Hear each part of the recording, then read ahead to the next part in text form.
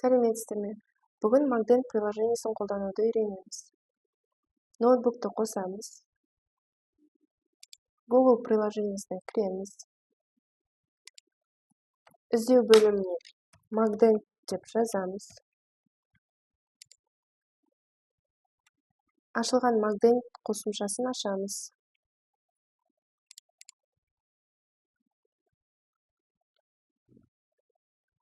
Ашылған қосымшада жоғарғада «Войти» деген ақ батырманы басамыз. Телефон номерімізді тереміз.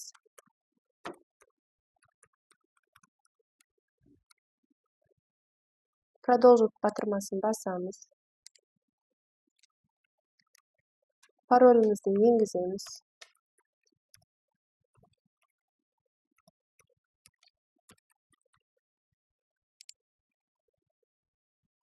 Magden қосымшасына кірдік. Magden қосымшасын қарап, пациенттерді қарап шығамыз. Берілген пациенттен картасын ашамыз. Дәрігерде кірердің алдын пациенттің шаблонын ашып қоямыз. Шаблон значогына кіріп,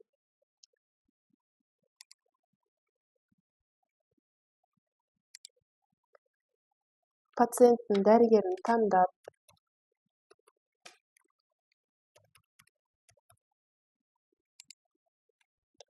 «Создать из шаблона» деген көп батырманы басамыз.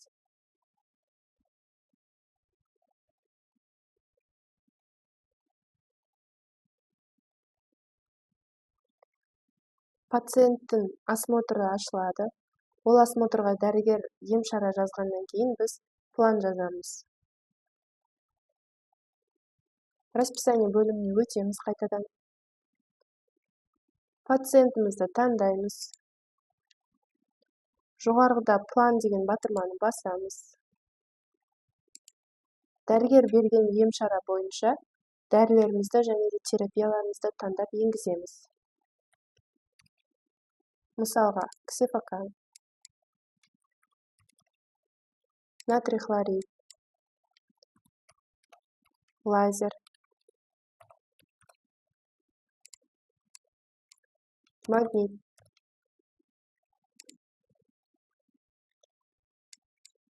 палата.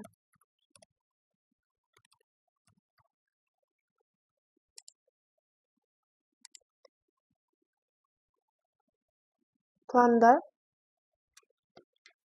мұнда дәрілер жазылады, мұнда ақшасы, мұнда количествосы және де соңғы барлық итоғы шығарылады. Санына ем-шара бойынша неше күнге берілді, сол күнді жазамыз. Мысалға 7 күн. Және де планды сохранить етеміз.